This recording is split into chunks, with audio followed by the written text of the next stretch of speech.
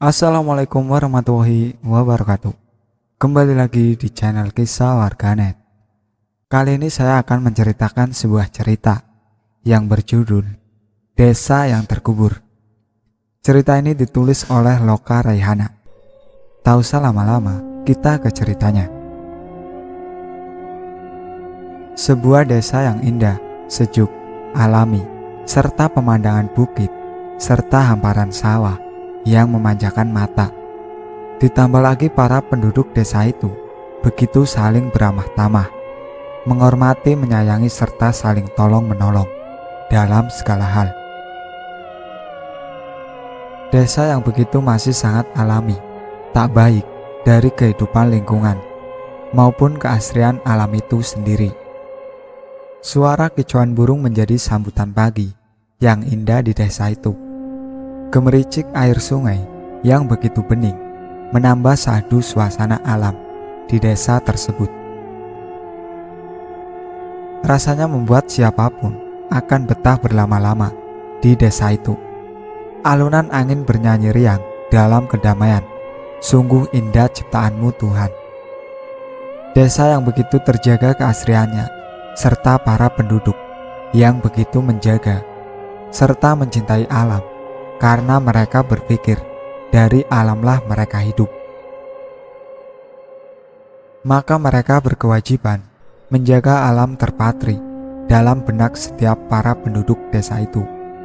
Saling gotong royong, bahu-membahu, menjaga kebersihan serta keindahan alam di desa itu, membuat desa itu mendapatkan pujian serta penghargaan dari pemerintah setempat sebagai desa terindah, terbersih, dan alami.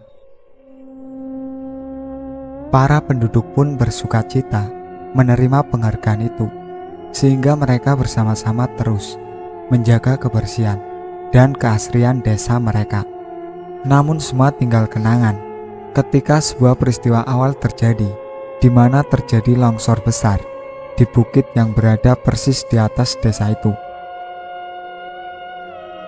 Peristiwa itu terjadi pada saat malam hari, namun sebelumnya tak ada tanda-tanda apapun yang alam tunjukkan. Kejadian itu terjadi cukup cepat dan tiba-tiba. Di malam yang sunyi, bernyanyi suara angin malam. Seorang pria parubaya bernama Kang Asep sedang menikmati secangkir kopi yang dibuatkan sang istri. "Bu, kopinya enak sekali. Tumben beda dari biasanya. Ibu beli di mana?" tanya Asep ke sang istri yang bernama Neneng. "Ah, si Akang itu mah kopi biasa, gak ada bedanya," ucap istri Asep. "Iya, kopi malam ini enak karena ada Neng di samping Akang." "Lah, udah tua tuh Kang, malu," ucap sang istri tersipu malu. Obrolan hangat sepasang suami istri malam itu menemani kesahduan dan keharmonisan keluarga yang tinggal persis di kaki bukit desa tersebut. "Kang, kok aku ngerasa gak enak banget ya dari habis sholat maghrib tadi. Rasa cemas, takut gitu Kang," ucap sang istri. "Mungkin kamu lelah Neng, kan tadi habis bantu ibu-ibu masak buat acara selamatan panen desa besok. Udah tuh, tidur sana, nanti kan jam 3 harus balik lagi ke balai desa, melanjutkan masak-masak dengan para ibu-ibu," ucap sang suami sambil menenangkan. Besok pagi desa yang begitu indah ini akan melakukan selamatan panen sebagai rasa syukur, dan sudah jadi tradisi turun-temurun setiap panen padi usai. Sepasang suami istri itu pun beranjak untuk tidur. Tepat pukul 12 malam, hujan turun dengan derasnya, bersamaan kilatan petir yang menyambar, serta tiupan angin yang begitu menakutkan. Suara batu yang mulai jatuh dari atas bukit menuju desa itu bergelinding dengan cepatnya menghantam apapun. Disusul suara runtuhan tanah yang begitu cepat, bersamaan dengan derasnya air hujan. Tanah merah serta pohon-pohon tumbang mengalir deras tanpa bisa dihentikan. Air, tanah, dan bebatuan yang berasal dari bukit tepat di atas desa tersebut mengalir begitu cepat hingga tanpa hitungan detik desa itu terkubur dalam gelapnya malam. Sayup-sayup terdengar teriakan-teriakan orang minta tolong. Lantunan istighfar terucap, tangisan pilu, serta tak terbayang dan terlukiskan lagu keadaan malam itu begitu memilukan, menakutkan serta hati terenyuh, tak bisa berbuat apa-apa karena musibah ini adalah qadarullah. Allah mungkin punya cara tersendiri untuk menyayangi penduduk desa itu. Ya Allah, berikanlah tempat terindah di janahmu untuk para penduduk desa itu. Amin. Setelah desa itu terkubur rata dengan tanah dan tak bisa diselamatkan karena saking banyaknya serta dalam tanah yang menimbun desa itu. Keesokan harinya, rintikan hujan masih terus terjadi di kawasan itu. Karena jarak antar desa cukup jauh, serta akses jalan ke desa pun ikut terputus, membuat tak ada satupun dari desa lain yang mengetahui musibah itu. Namun menjelang siang, ada beberapa warga dari desa sebelah yang memang diundang dalam acara selamatan desa datang ke desa yang kini sudah rata dengan tanah merah. Perjalanan mereka menuju desa tersebut begitu sulit, namun rasa saling menghormati membuat warga dari kampung sebelah itu terus melanjutkan perjalanannya. Karena di antara warga desa sebelah datang tak hanya ingin menghadirkan acara selamatan desa, juga ada yang bertujuan menengok sanak saudara di desa itu. Setelah tiba di desa yang harus menjadi pintu masuk desa, tapi kini hanya hamparan tanah merah yang basah bersama ribuan pohon-pohon serta bebatuan. Astagfirullahaladzim, ya Allah, ini benar apa mimpi saya tuh? Ucap salah satu warga desa sebelah. Innalillahi wa inna ilaihi rajiun, ya Allah, sambil menangis pilu melihat keadaan desa itu. Desa yang harus ramai dengan warga yang akan mengadakan acara selamatan desa yang biasa tiap tahun dilakukan. Tapi kini hanya tinggal tumpukan tanah merah, beberapa pohon-pohon serta bebatuan. Sedih, pilu, bahkan semua rasa itu menjadi satu. Mereka hanya bisa mendoakan yang terbaik untuk para penduduk desa. Semoga tenang di alam sana. Karena melihat kondisi serta jalan masuk yang terhalang oleh pohon-pohon besar, tak memungkinkan melakukan pencarian. Ibu-ibu, bapak-bapak, kita semua harus ikhlas. Mungkin Allah punya rencana lain dari musibah ini. Sama-sama kita ketahui untuk melakukan pencarian serta evaluasi pun tak mungkin, karena melihat keadaan dan sudah dipastikan bantuan dari pemerintah desa juga akan sulit. Alangkah baiknya mari kita lakukan doa bersama untuk para penduduk desa ini. Ucap salah satu warga yang memang dituakan di desa sebelah. Warga pun sambil menahan tangisnya serta perasaan yang begitu dalam, berusaha ikhlas menerima qadarullah ini. Mereka pun berdoa cukup lama sambil menyebutkan nama sanak saudara yang tinggal di desa tersebut, berharap Allah berikan tempat di surga. Tak beberapa lama, mereka pun kembali ke desa mereka, membawa kedukaan serta berusaha ikhlas. Kejadian terkubur desa itu sampai ke pelosok desa dan juga pemerintah desa. Namun apalah daya, mereka tak bisa berbuat apa-apa karena akses jalan serta keadaan yang tak bisa lagi melakukan tindakan evaluasi serta pencarian. Tahun berlalu, perkembangan zaman pun menjadi semakin pesat. Perkembangan terutama pembangunan jalan-jalan yang dapat memudahkan jalur perekonomian warga agar lebih maju. Begitupun di kawasan sekitar desa tersebut, kini akan dibangun jalan tol yang menghubungkan antar kota agar membantu mempercepat jalur perekonomian serta mengurangi kemacetan. Pembangunan jalan tol di kawasan desa tersebut begitu sulit buat para pengembang, bahkan banyak kejadian di luar nalar dan logika di zaman modern seperti saat ini. Hambatan demi hambatan semakin sulit, membuat proses pengerjaan proyek jalan terbengkalai dari waktunya yang ditentukan. Karena melihat dana yang cukup besar serta harus dipercepat pembangunan jalan, salah satu dari perusahaan kontraktor yang bekerja dengan pemerintah menurut anak buah mereka untuk survei langsung ke lokasi jalan tol yang terbengkalai itu. Saat pertama survei lokasi hingga pembebas lahan, semua berjalan lancar. Tapi setelah proyek jalan tol itu setengah jadi, kenapa begitu sulit? Bahkan ada halangan yang membuat para pekerja angkat tangan, tak berani melakukan pekerjaan mereka.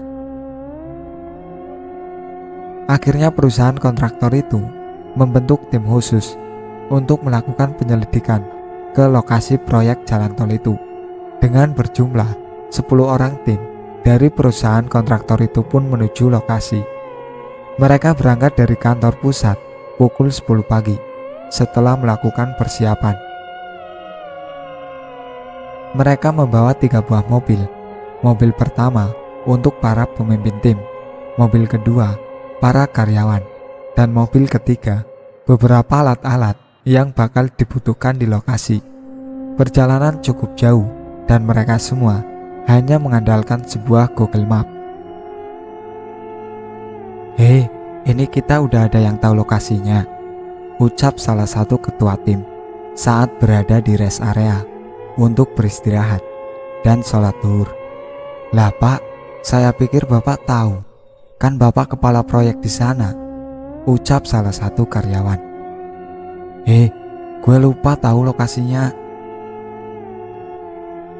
Semua yang mendengar jawaban sang ketua tim hanya terbengong, dan ada pula yang menggeleng-gelengkan kepala. "Ya Allah, alamat nyasar ini mah," ucap karyawan lain. "Ya namanya juga umur, jadi lupa," ucap ketua tim membela diri. "Umur disalahin, udah tahu tua, pakai ngajuin diri elo jadi ketua," ucap salah satu wali ketua tim. "Lah terus ini gimana? Udah jalan sampai sini, emang di sini gak ada orang dari kantor kita Pak," ucap salah satu wanita yang ikut dalam tim itu. "Oh iya, emang cerdas lo, karyawan terbaik gue mah gini nih, bukan malah ngebully bosnya," ucap Pak Ketua Tim yang bernama Pak Musin. "Eleh, giliran gini aja dikatain terbaik, giliran salah habis dimaki-maki segala gugup dibawa-bawa," ucap wanita itu ke Pak Musin. "Ya elah, baperan amat sih Neng," ucap Pak Musin. Musin, sentuh-sentuh nih, bogem gue enak," ucap sang suami dari wanita yang akan dicolek pipi oleh Pak Musin. "Ya Allah, kan bercanda Pak Bos." "Ya bercanda, tangan gak usah gatel colek, emang saya sambel dicolek-colek," ucap wanita itu. Lalu Pak Musin menelpon komandan Satpam di lokasi proyek tol itu.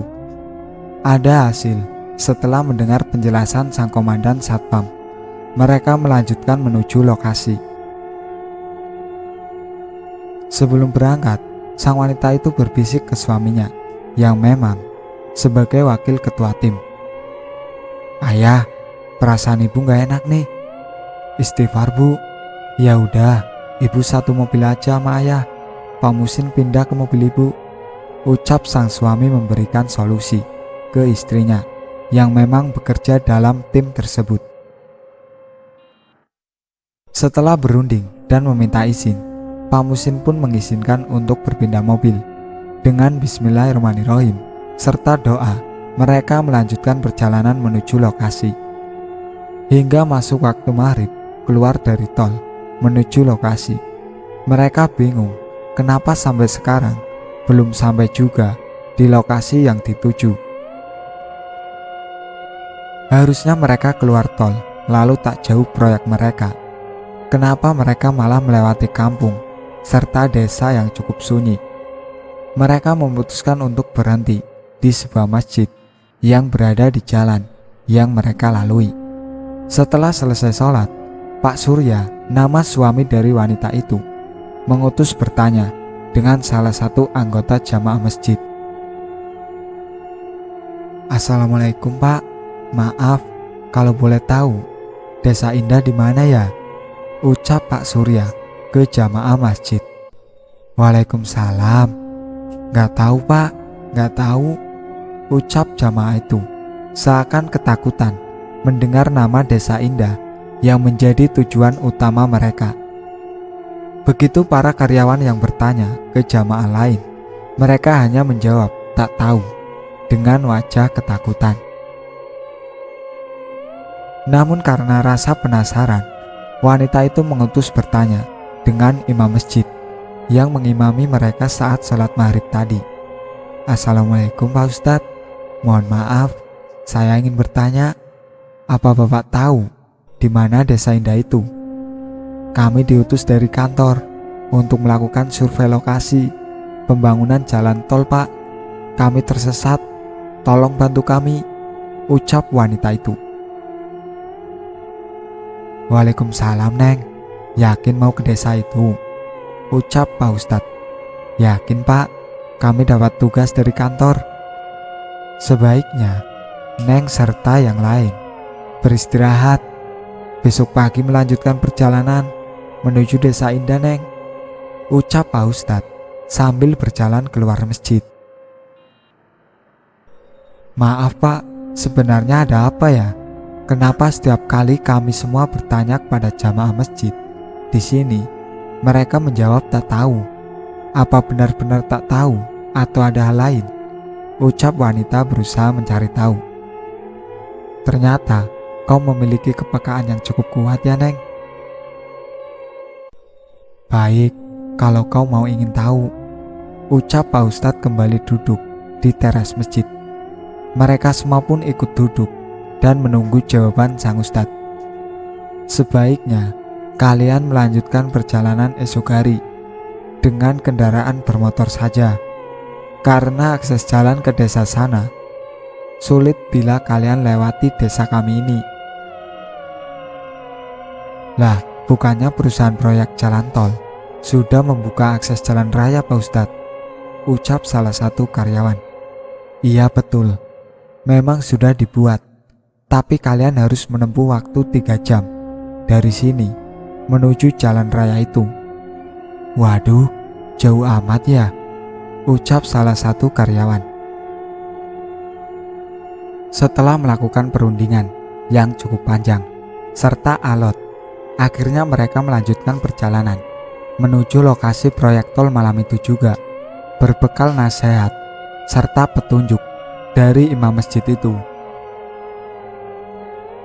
"Ingat pesan Bapak baik-baik ya, bila kalian nanti di perjalanan bertemu dengan segerombolan warga yang berjalan sambil membawa hasil panen mereka, sebaiknya kalian jangan berhenti.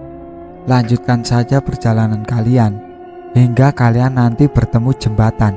Sebelum kalian melewati jembatan itu, kalian buanglah sebatang rokok. Nah, saat kalian melewati jembatan itu, kalian lemparkan uang koin sebanyak 7 koin hingga kalian berhasil melewati jembatan itu. Dan meski kalian ingat, uang koin kalian harus sama dan jumlahnya tak boleh kurang atau lebih," jelas sang imam masjid. "Kalau boleh tahu, kenapa kami harus melakukan hal itu Pak?" ucap Pak Misan kepada sang imam masjid. "Jangan banyak tanya, lakukan saja kalau kalian ingin kembali pulang," ucap sang imam berjalan meninggalkan mereka semua. "Lah, aneh amat," ucap salah satu tim. "Udah, ikutin aja jangan bawel. Ya udah cus yuk, udah malam nih," ucap sang suami dari wanita itu. Dengan hati was-was, namun berusaha meyakinkan diri bahwa semua akan baik-baik saja. Ditambah bisikan, "Aku bersamamu, Teteh." Mobil mereka pun beranjak meninggalkan halaman masjid itu.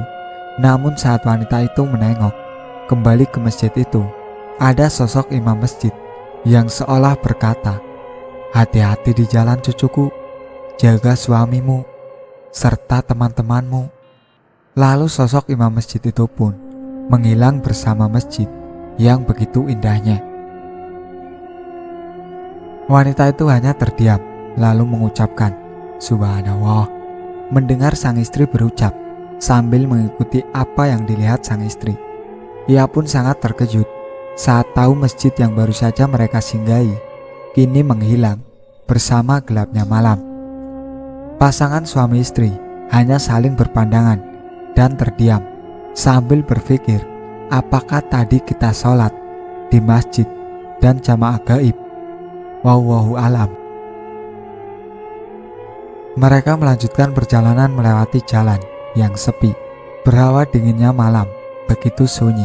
Hanya ada lampu penerangan jalan serta pohon-pohon yang menjulang tinggi di kiri kanan jalan.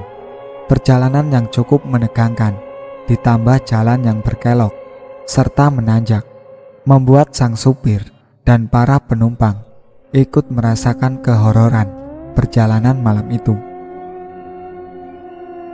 Wanita itu terus berzikir serta membaca doa dalam hati agar perjalanan malam ini baik-baik saja. Mereka bisa sampai tujuan dengan selamat dan kembali ke rumah masing-masing dalam keadaan baik-baik saja. Namun saat tiba di jalan yang menanjak, mereka semua dikejutkan dengan banyaknya rombongan warga yang membawa hasil panen mereka sambil menunduk. "Lah, orang malam-malam begini, ngapain? Pada mau kemana tuh?" ucap salah satu di antara tim itu. "Jalan aja, jangan berhenti," ucap sang wanita itu. Mereka pun berjalan sambil diiringi rombongan para warga yang jumlahnya cukup banyak yang berada di desa kiri kanan jalan. Dan lebih horornya lagi, saat mereka melihat mobil melintas, mereka menatap dengan tatapan kosong dan wajah yang sangat pucat pasi. Perjalanan mereka yang masih terus diiringi dengan rombongan para warga itu dengan semua rupa serta keadaan yang sama. Begitu panjang mereka lalui dengan rasa takut serta cemas. Kapan mereka bisa melewati iringan itu? Pada akhirnya, tibalah mereka di tanjakan yang imam masjid maksud.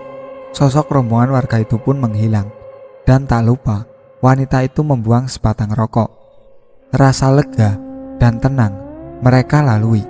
Sambil menarik nafas, mereka semua mengucapkan, "Alhamdulillah." Namun tanpa mereka ketahui, itu adalah awal mula perjalanan mereka. Apakah mereka bisa melewati gerbang gaib yang tersembunyi di antara jembatan yang akan mereka lalui? Mau tahu mereka akan seperti apa? Simak kelanjutannya dalam part selanjutnya. Dengan perasaan lega, mereka pun melanjutkan perjalanan hingga mereka kini berada di depan jembatan yang dimaksud sang imam masjid. Dengan menarik nafas serta mengucapkan, "Assalamualaikum sohibul wilayah." Wanita itu lalu meminta yang berada di dalam mobil untuk berdoa dan mengumpulkan uang receh berjumlah 7 serta nominal yang sama. Uang receh pun terkumpul. Namun saat sang supir akan memacu gas mobil, terdengar dengan jelas suara seorang wanita yang teriak minta tolong. Terdengar di kegelapan malam bersama angin yang menggoyang dahan pohon, seolah-olah dahan pohon itu melambai kepada mereka. "Ya Allah, apalagi ini?" ucap sang sopir. "Udah bang, bismillahirrahmanirrahim, kita jalan," sambil berzikir dalam hati. ucap wanita itu. "Nih teh, duitnya. Elo yang lempar. Gue takut ngelemparin koin keluar. Ntar tangan gue ada yang nyomot," ucap salah satu dari tim itu. "Ya elah, ya udah sini gue aja, biar si teteh fokus," ucap sang suami dari wanita itu. Suara koin terlempar keluar, menyentuh bagian tiang-tiang jembatan. Makin mereka melewati jembatan itu, keadaannya semakin merasa mencekam. Suara-suara rintihan minta tolong, tangisan bayi, dan bahkan gemuruh tanah yang seakan menghantam mereka. "Terus jalan bang, bismillahirrahmanirrahim. Yakin kita lewatin semua ini," ucap sang wanita. "Iya teh, lagi difokusin. Salah fokus nyemplung semua kita," ucap sang sopir. Suara tangisan, teriakan yang begitu pilu, suara-suara parau memohon, membuat keadaan semakin mencekam. Tanpa mereka sadari, akhirnya koin itu tinggal satu lagi. Saat hendak melempar keluar, sang suami dari wanita itu berkata, "Ya Allah, koinnya habis." Dan tiba-tiba, mobil pun berhenti. Begitu juga mobil yang berada di bagian belakang.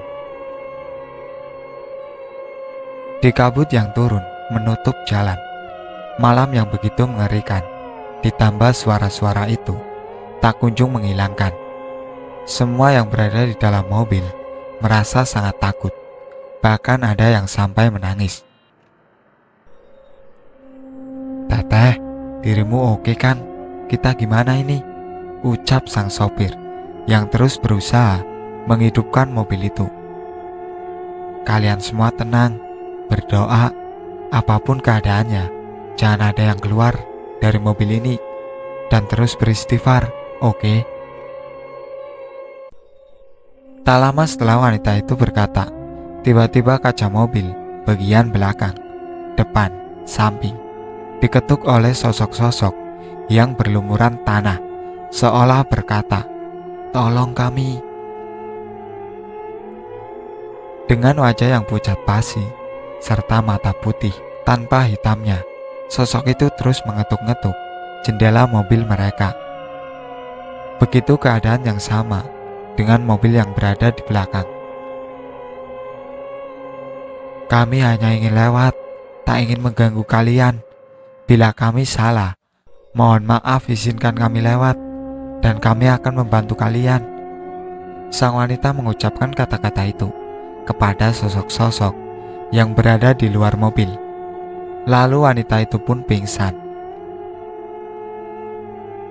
Dalam keadaan lain, wanita itu dituntut oleh beberapa sosok yang tadi mengetuk-ngetuk jendela mobil mereka. Sambil terus dituntun, mereka seolah ingin memberitahukan keberadaan mereka. Tak berapa lama, wanita itu sampailah di sebuah gerbang desa yang begitu indah. Namun sebelum melangkah maju, tiba-tiba keadaan desa itu berubah jadi longsor tanah merah bersama pepohonan yang tumbang, ditambah batu-batu yang menggelinding ke arah sang wanita. "Tenang teh, kami hanya ingin tenang. Kami ingin kembali dengan keadaan ikhlas. Tolong sampaikan, jadikan tempat ini atau bekas desa kami ini tempat ibadah, agar kami semua tenang," ucap sosok laki-laki tua yang memperkenalkan diri sebagai Abah.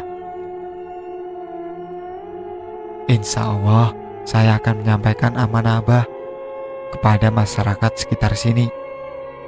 Terima kasih teh, saya izinkan teteh bersama yang lain melintasi jalan ini." Tiba-tiba wanita itu tersadar dari pingsan dan mobil pun kembali menyala. Lanjutkan perjalanan kita sambil membuang koin terakhir. Sambil menatap keadaan belakang, luar mobil, serta kiri kanan jalan, sang wanita melihat sosok yang menyerupai penduduk desa melambai-lambaikan tangannya. Wanita itu hanya terdiam. Akhirnya, Mereka pun bisa melintasi jalan itu setelah ada lampu penerangan jalan. Alhamdulillah, kita semua bisa pulang, ucap wanita itu. Tak berapa lama, suara dering HP milik suami wanita itu berbunyi, dan yang menelpon adalah satpam proyek jalan tol yang menjadi tujuan utama kami berniat memberikan arahan jalan. Tepat pukul 3 subuh, mereka sampai di lokasi proyek jalan tol.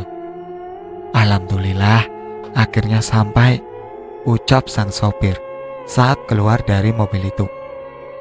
Mereka semua pun beristirahat di mes proyek yang memang disediakan untuk para karyawan. Adzan subuh berkumandang dari balik desa seberang jalan tol. Mereka semua mengutuskan sholat berjamaah di pinggir proyek jalan tol. Karenanya, tempat itu yang mereka rasa pas.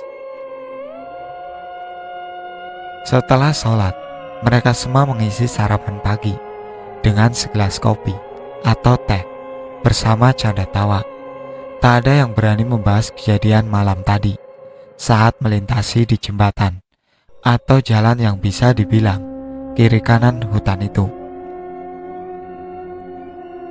Oh iya, maaf ya, semalam pingsan di mobil, ucap sang wanita itu memulai pembicaraan.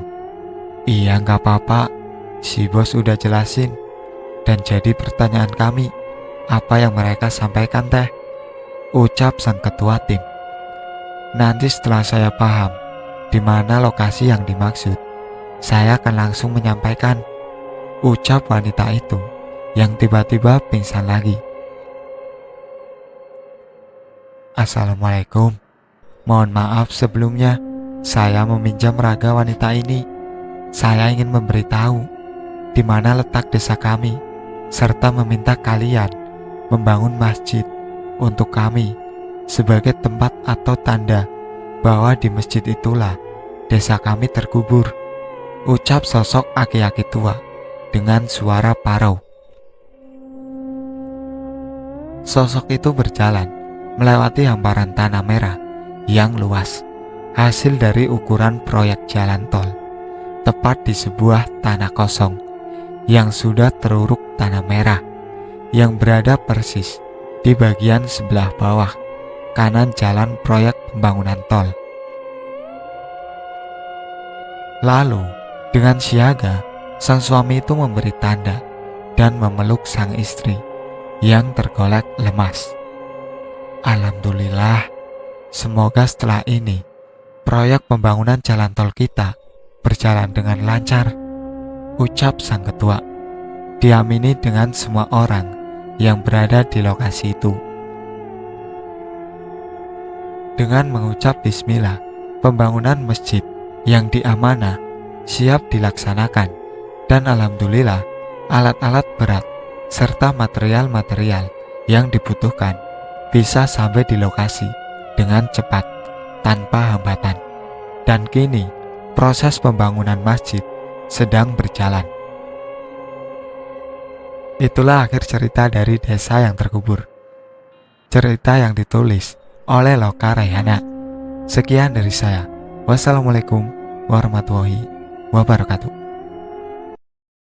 Jangan lupa like, komen, dan subscribe channel ini.